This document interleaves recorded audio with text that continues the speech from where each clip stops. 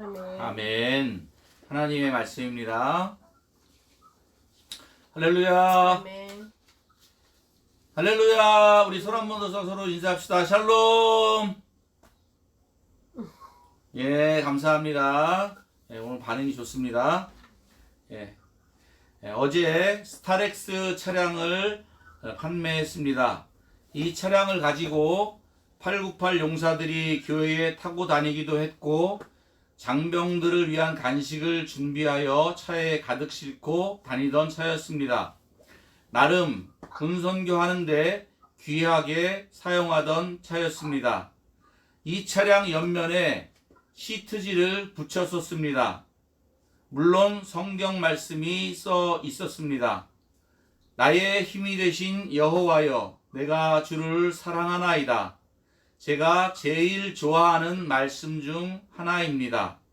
이 말씀을 붙이고서 참 행복했습니다. 얼마 전 일입니다.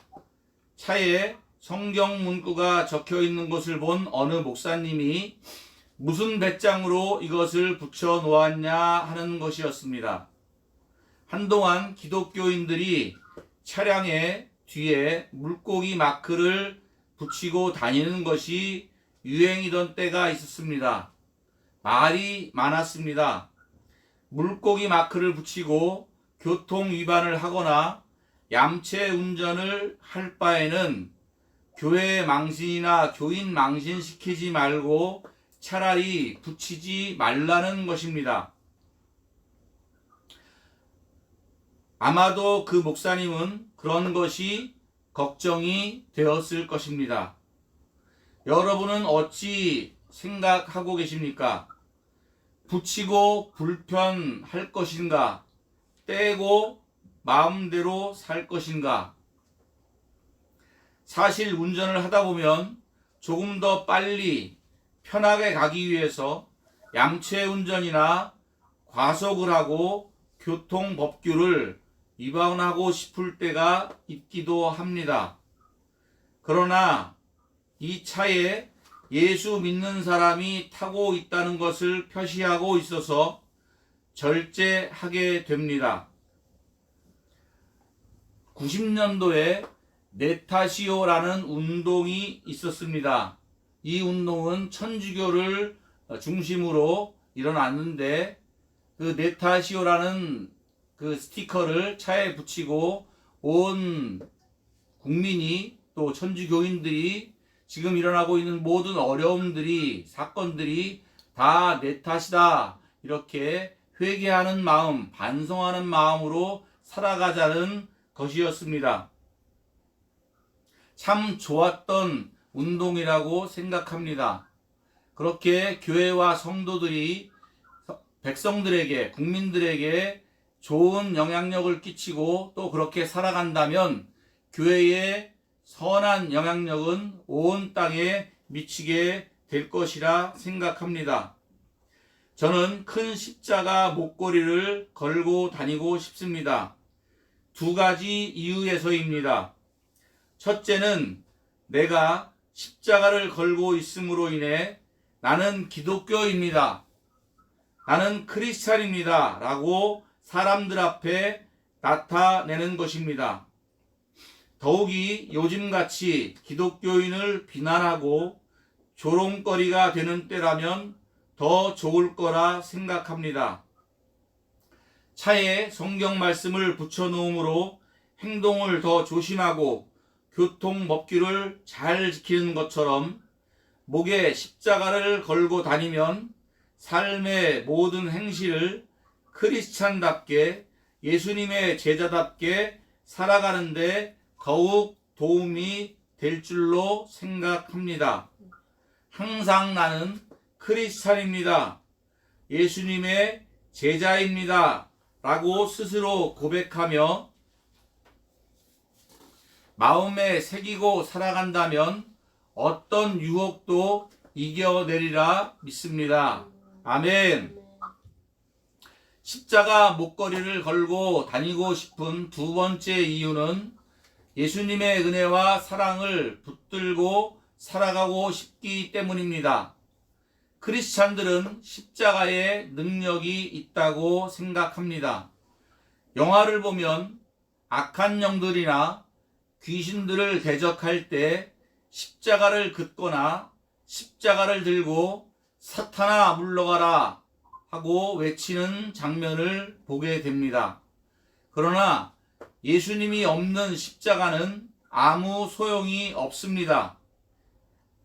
십자가에 예수님의 형상이 있는 십자가를 이야기하는 것이 아닙니다. 진실한 믿음이 있는 사람을 이야기하는 것입니다. 예수님이 없는 십자가를 들고 마귀나 귀신들, 세상을 향한 대적들을 향해 아무리 소리쳐봐야 소용이 없습니다. 엘리 제사장의 두 아들이 블레셋 전쟁에 법궤를 들고 나가 싸웠습니다. 결과는 패배였습니다.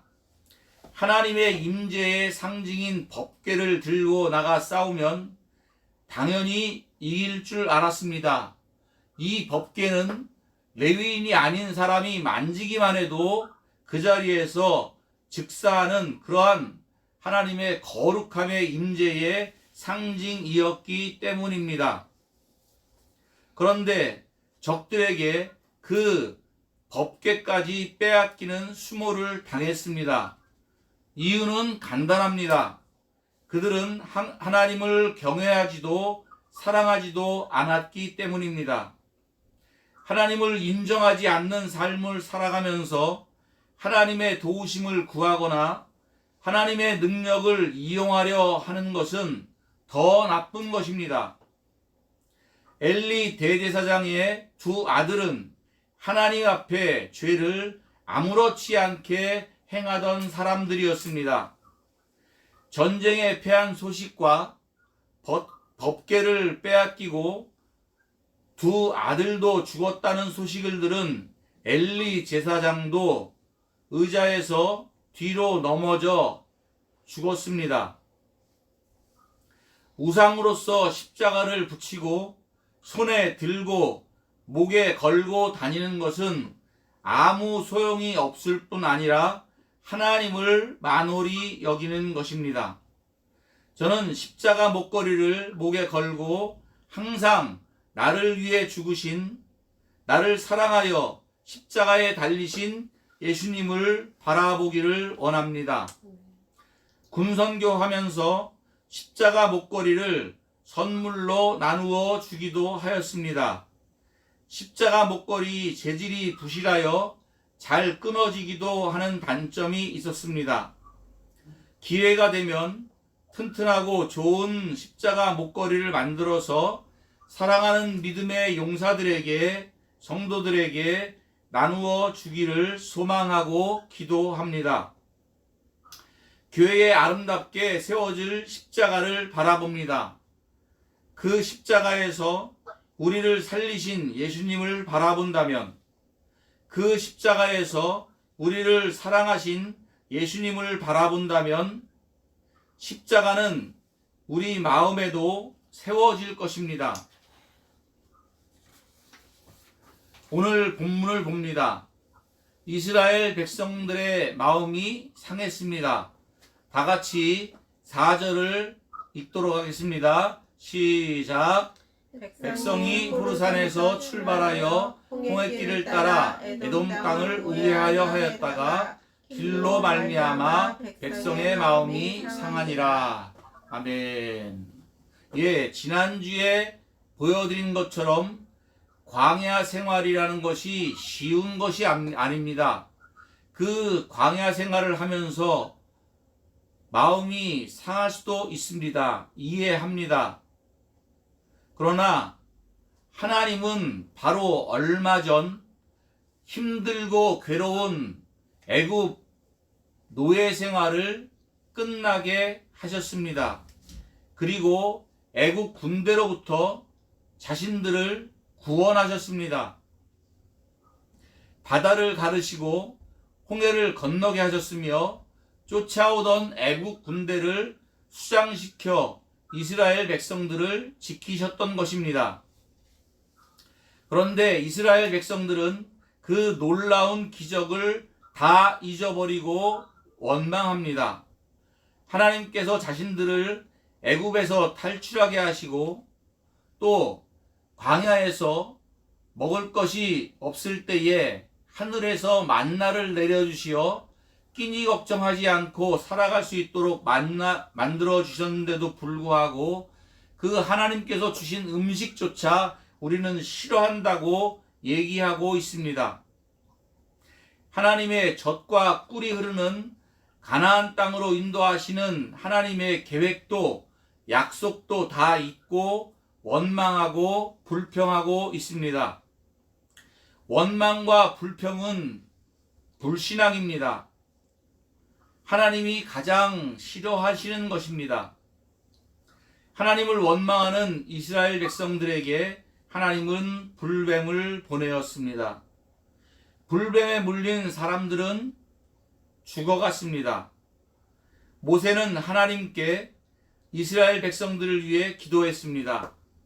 하나님은 불뱀을 만들어 나무에 걸라 하시고 그것을 바라보면 살리라 하셨습니다.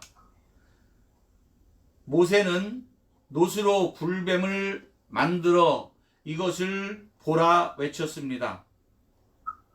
하나님의 약속의 말씀을 믿고 놋뱀을 바라보는 사람들은 살 길이 열린 것입니다.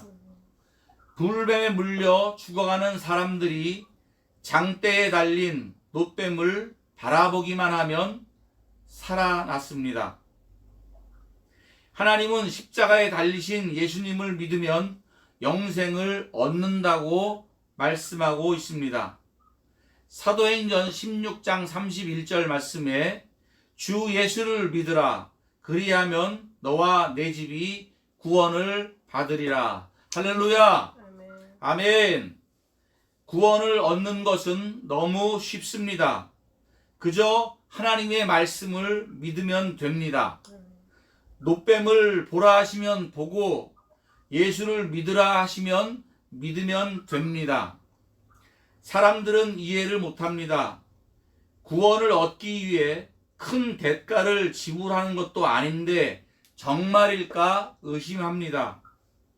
구원을 얻기 위해 큰 돈을 가져와야 한다면 믿을 사람이 많을 것입니다.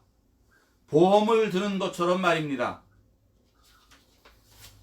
헬라인은 십자가를 이해할 수 없었습니다. 그들이 보기에는 십자가는 미련한 것이었습니다. 사람들을 살리기 위해 십자가에서 죽는 것이 정말 사람들을 구원하는 방법일까? 그것 말고도 얼마든지 좋고 쉬운 방법이 있을 것 같기 때문입니다. 그러나 십자가는 하나님의 방법이고 약속입니다. 십자가를 바라보십시오. 살아가는 아들을 십자가에 매달기까지 우리들을 사랑하시는 하나님을 보게 될 것입니다. 우리를 살리시려 십자가에서 죽기까지 사랑하신 예수님의 은혜를 보게 될 것입니다. 그리고 그 십자가를 믿는 우리들은 구원을 얻게 될 것이고 우리의 마음속에 세워진 그 십자가를 통해서 온 세상에 빛이 되고 소금이 되고 생명이 될 줄 믿습니다. 아멘. 예, 다 같이 찬송가 150장 갈보리 산 위에 찬송 부르겠습니다.